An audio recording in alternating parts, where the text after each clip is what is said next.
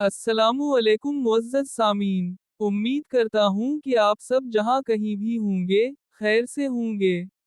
आज हम अपनी साबिक़ा कहानी, कातिल माँ, का दूसरा हिस्सा लेकर हाजिर हुए हैं। कहानी का आगाज़ करने से पहले, आप सबसे गुजारिश है कि, मेरी वीडियो को लाइक, और मेरे चैनल को सब्सक्राइब कर दें। फाइज़ा को हर वक्त ऐसा महसूस होता कि इसके बच्चे उसे बुला रहे हैं। वो रात को उठकर चीखें मारती। फाइज़ा को अपने बच्चों की रूह नजर आती। यूसुफ पहले समझा कि शायद ये अभी तक सदमे में है। वो उसे बहुत समझाता लेकिन फाइज़ा पर किसी चीज का कोई असर ना होता। फाइज़ा की हालत बिगड़ती जा रही थी। यूसुफ ने काफी इलाज करवाया लेकिन कोई खासा फर्क ना पड़ा। यूसुफ ने कुछ अरसे के लिए घर से कहीं दूर जाने का प्रोग्राम बनाया, ताकि फाइज़ा को जल्द अज जल्द इस सदमे से बाहर निकाला जा सके।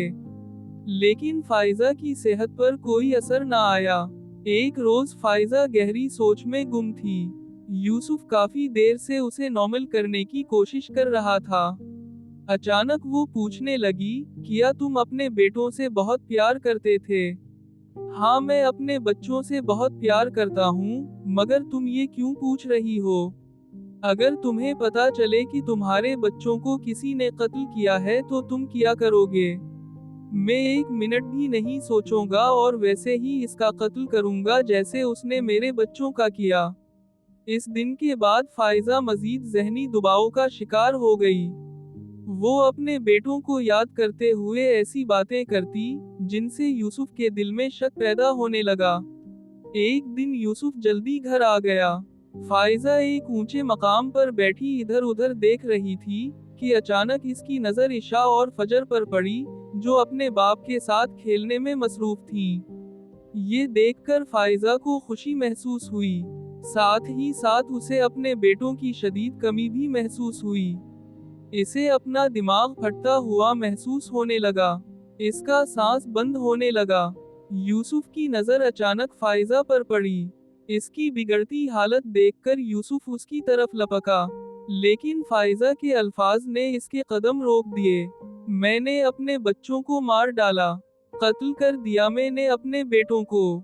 यूसुफ ने नफरत भरी निगाह फाइज़ा पर डाली और पूछा, तुम ये सब कैसे कर सकती हो? तुमने अपने हाथों से ही अपने बच्चों को मार दिया। तुम कैसी माँ हो? तुम तो माँ कहलाने के भी लायक नहीं हो। कोई माँ इस हद तक जालिम नहीं हो सकती। तुमने ऐसा क्यों किया? ये सब कुछ मैंने अपनी बेटियों के लिए किया है। तुम हर वक्त निहाल और बिलाल से प्यार करते थे। इशा और फजर की तुम्हें कोई परवाह ना थी। ये सुनकर यूसुफ मजीद गुस्सा हो गया, जैसे मेरे लिए निहाल वैसे ही इशा और फजर थीं। फर्क मैंने नहीं किया, फर्क तुम्हारी सोच में था। तुम एक नफसियाती मरीजा बन चुकी हो। मैं और मेरी बेटियां अब मजीद तुम्हारे साथ नहीं रह सकेंगे।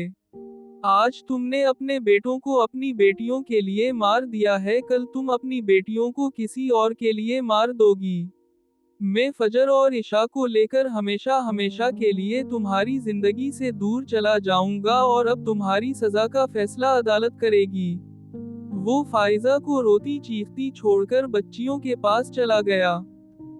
इस कहानी से हमें सबक मिलता है कि वालिदैन को अपनी औलाद के दरमियान मुसावाट और इंसाफ का रवैया इख्तियार करना चाहिए।